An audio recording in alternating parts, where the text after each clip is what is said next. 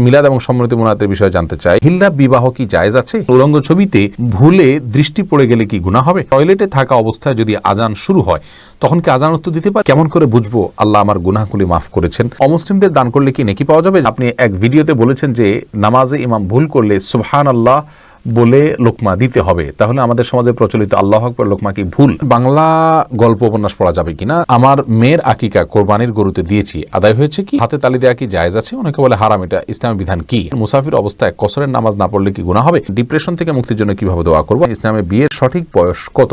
আজানের আগে সালাত আদায় করা যাবে কি? চলি আমরা প্রশ্ন উত্তর দেওয়ার পর্বে। শুরুতে আমি যে প্রশ্ন দেখতে পাচ্ছি, নাসরিন লিনা আপনি জানতে চাইছেন হিল্লা বিবাহ কি জায়েজ আছে? হিল্লা বিবাহের মাধ্যমে প্রথম স্বামীর জন্য ওই স্ত্রী হালাল হয়ে যাবেন, অর্থাৎ হিল্লা বিবাহের মাধ্যমে আগে যে স্বামীর সাথে তার 3 তালাক হয়ে গেছে তার সঙ্গে পুনরাবিবাহের উপযুক্ত হয়ে যাবেন হিল্লা বিয়ের মাধ্যমে। তবে এরকম হিল্লা বিয়ে দেওয়া এবং বসা এই উভয়টিকে অভিসম্পাত করেছেন নবী সাল্লাল্লাহু আলাইহি ওয়াসাল্লাম। তিনি বলেছেন লাআনাল্লাহুল মুহাল্লিলা ওয়াল মুহাল্লাল্লাহু, যে ব্যক্তি হিল্লা বিয়ে করলো, যার সাথে বিয়ের অ্যারেঞ্জ করা হলো, পাত্রপাত্রী উভয়ের প্রতি আল্লাহর পক্ষ থেকে লানত এবং গজব বর্ষণ হয়, এটা হারাম, গুনাহের কথা। মাকরুহ তাহরিম বলেছেন ইমাম আবু হানিফা রাহিমাহুল্লাহ। যার কারণে হিল্লা বিবাহ এমনিতে আপনার করলে মানে প্রথম স্বামীর জন্য এটা বৈধ হয়ে গেল, বাট কাজটা গুনাহের কাজ। নাহিদ আলম জানতেছেন উলঙ্গ ছবিতে ভুলে দৃষ্টি পড়ে গেলে কি গুনাহ হবে? ভুলে দৃষ্টি পড়ে গেলে গুনাহ হবে না, কিন্তু যখনই স্মরণ হবে তখনই সাথে সাথে ফিরে আনতে হবে। আল্লাহ তাআলার ভয়, আল্লাহ তাআলা আমাদেরকে সেই ভয় এবং তাকওয়া নসিব করুন। এমনি বাপ্পি জানতে চেয়েছেন, আমি টয়লেটে থাকা অবস্থায় যদি আজান শুরু হয় তখন কি আজান উত্তর দিতে পারি? না ভাই, আপনি অপেক্ষা করবেন, বের হয়ে আজান উত্তর দিয়ে দিবেন। শাহিদা খাতুন জানতে চেয়েছেন, কেমন করে বুঝবো আল্লাহ আমার গুনাহগুলি মাফ করেছেন? এটাকে নিশ্চিতভাবে বোঝার কোনো উপায় নেই বোন শাহিদা, তবে আল্লাহ রাব্বুল আলামিন আপনার গুনাহ মাফ করেছেন তার আলামত হিসাবে আপনি গুনাহ থেকে বেঁচে থাকার সুযোগ পাচ্ছেন, তওবার তৌফিক পাচ্ছেন এবং ভালো কাজ করার তৌফিক পাচ্ছেন। এগুলোকে আপনি আলামত হিসাবে ধারণা করতে পারেন, কাউন্ট করতে পারেন, তবে নিশ্চিতভাবে বলার কোনো সুযোগ নেই। এই জন্যই তো আল্লাহ রাব্বুল আলামিনের কাছে তওবা আমরা মৃত্যু পর্যন্ত করে যাব, মাগফিরাত আমরা মৃত্যু পর্যন্ত চেয়ে যাবো ইনশাআল্লাহ বিদিনিল্লাহ। এরপরে আব্দুল্লাহ আল বাকের আপনি জানতে চেয়েছেন, অমুসলিমদের দান করলে কি নেকি পাওয়া যাবে? যাও পাওয়া যাবে, অমুসলিমদেরকে দান করা যাবে, কোনো অসুবিধা নেই। অমুসলিমরা কিন্তু তারাও মানুষ, পশু পাখিকে পর্যন্ত দান করা যায়, অমুসলিমদেরকেও দান করা যাবে। তবে হ্যাঁ, যাকাতের যে টাকা সে টাকাটা সাধারণ অবস্থা মুসলিমদেরকে দিবেন না। যদি তারা ইসলামে আসতে পারে বা ইসলামের প্রতি তাদের মানে কিছুটা সম্প্রীতি তৈরি হবে, তাদের মধ্যে দুর্বলতা তৈরি হবে, এই আশা থাকে, তাহলে সেক্ষেত্রে যাকাতের টাকা দিতে পারেন। আর এছাড়া সাধারণ দানের টাকা, খাদ্য, যে কোনো দান তাদেরকে করতে পারবেন। হেলাল রহমান জানতে চেয়েছেন, আপনি এক ভিডিওতে বলেছেন যে নামাজে ইমাম ভুল করলে সুবহানাল্লাহ বলে লোকমা দিতে হবে, তাহলে আমাদের সমাজে প্রচলিত আল্লাহু আকবার লোকমা কি ভুল? হ্যাঁ ভাই হেলাল রহমান, এটা আমাদের সমাজে ভুল একটা প্রচলন।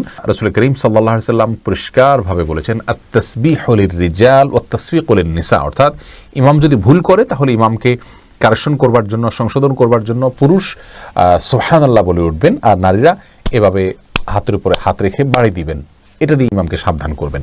অতএব আল্লাহু আকবার বলে ইমামকে শুধরিয়ে দেওয়া এটা সঠিক নয়, এটি সুন্নাহসম্মত নয়। এরপর নিলয় খান জানতে চাইছেন, বাংলা গল্প উপন্যাস পড়া যাবে কিনা?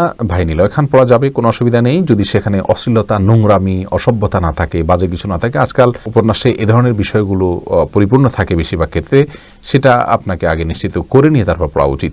আলী আশরাফ জানতে চাইছেন, মিলাদ এবং সম্মিলিত মুনাজাতের বিষয়ে জানতে চাই, বিস্তারিত কথা বলার সুযোগ নেই, আমরা শেষ মুহূর্তে চলে আসছি। ভাই আলী আশরাফ, মিলাদ এর প্রচলিত যে ফরম্যাট আমাদের দেশে রয়েছে, রাসূল আকরাম সাল্লাল্লাহু আলাইহি ওয়াসাল্লামের জন্ম সম্পর্কিত গীত গাওয়া, এরকম কোনো ইবাদত, এরকম কোনো আমল রাসূল করিম সাল্লাল্লাহু আলাইহি ওয়াসাল্লাম করেননি, করতেও বলেননি। আর এ ধরনের আনঅথেন্টিক আমলকে সওয়াবের উদ্দেশ্যে করে সেটাকে বিদআত বলা হয়, মন গড়া আমল বলা হয়, যেটা পরিত্যাজ্য, যার ঠিকানা জাহান্নামে, হাদিসে স্পষ্ট বলা হয়েছে। আর সালাতের পরে সম্মিলিত মুনাজাতকে সিস্টেম বানিয়ে নেওয়া, এটা সালাতের অংশ মনে করা এবং বাধ্যতামূলক বানিয়ে নেওয়া, যেমনটি আমাদের সমাজে অনেকটা বাধ্যতামূলক বিষয় মসজিদে বানিয়ে নেওয়া হয়েছে, তো এটা বিদআতে পরিগণিত হবে। ফেরদাউস আহমেদ জানতে চেয়েছেন, আমার মেয়ের আকিকা কোরবানির গরুতে দিয়েছি, আদায় হয়েছে কি? এটা নিয়ে ইখতিলাফ আছে উলামায়ে কেরামের মধ্যে। নিরাপদ হলো আকিকা এবং কোরবানি আলাদা দেওয়া, যেহেতু দিয়ে ফেলেছেন অতএব এটা নিয়ে আপনি আর ওয়ারিড থাকার কোনো কারণ নেই। জহিরুদ্দিন মোহাম্মদ বাবর জানতে চেয়েছেন, হাতে তালি দেওয়া কি জায়েজ আছে? অনেকে বলে হারাম, এটা ইসলামের বিধান কি? হাতে তালি দেওয়া এটাকে হারাম বলার সরাসরি কোনো সুযোগ নেই, তবে অবাক করা কোনো কিছু, ভালো কিছু দেখলে মুখে সুবহানাল্লাহ বলা, আশ্চর্য হলে সুবহানাল্লাহ বলা, মাশাআল্লাহ বলা, এটা হলো সুন্নাহ, হাতে তালি নয়। কিন্তু যদি কেউ হাতে তালি দেন তাহলে সেক্ষেত্রে হারাম হয়ে যাবে, এটা মোটেও সঠিক নয়। মোহাম্মদ আমির হোসেন কাজল জানতে চেয়েছেন, মুসাফির অবস্থায় কসরের নামাজ না পড়লে কি গুনাহ হবে? কসর নামাজ ইচ্ছাকৃত না পড়লে তো গুনাহ হবে। আল্লাহ তাআলা কসরের যে ছাড় দিয়েছেন সেটা নিতে হবে আমাদেরকে, আল্লাহ ছাড়কে অ্যাভয়েড করা যাবে না।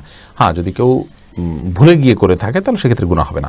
সঞ্জিদা খান জানতে চেয়েছেন ডিপ্রেশন থেকে মুক্তির জন্য কিভাবে দোয়া করবো। আল্লাহর কাছে দোয়া কবুলের জায়গাগুলোতে দোয়া করবেন, সিজদায় পড়ে গিয়ে চোখের পানি ফেলে দোয়া করবেন, ভোর রাতে উঠে তাহাজ্জুদ পড়ে দোয়া করবেন, ইনশাআল্লাহ ডিপ্রেশন কমবে এবং সবর এখতিয়ার করবেন। আল্লাহ যা করেন এর ভিতরে মঙ্গল নিহিত থাকে। আল্লাহ পছন্দ করলে মানুষকে পরীক্ষা দেন, কষ্টে ফেলেন, এই কথাগুলো কল্পনা করবেন, ইনশাআল্লাহ বিদিনে শান্তি আসবে। তবে দোয়ার জন্য আপনার দোয়া কবুলের সময়গুলো বিশেষ করে ভোর রাত এবং সিজদা এই দুই সময় দোয়া করবেন, ইনশাআল্লাহ ডিপ্রেশন থেকে মুক্তি লাভ করবেন। কোরআন তেলাওয়াত করবেন অর্থ সহকারে বুঝে। সিকদার সাদমান রহমান জানতেছেন ইসলামে বিয়ের সঠিক বয়স কত। সঠিক কোনো বয়স নেই, যে কোনো বয়সে বিয়ে এমনকি মুরব্বীরাও সম্পাদন করতে পারেন। এমনি মনির ইসলাম জানতেছেন আজানের আগে সালাত আদায় করা যাবে কি। আজানের আগে সালাত আদায় করা যাবে যদি ওয়াক্ত হয়ে যায়। ওয়াক্ত হওয়ার সাথে সম্পর্ক, আজানের সাথে কোনো সম্পর্ক নেই।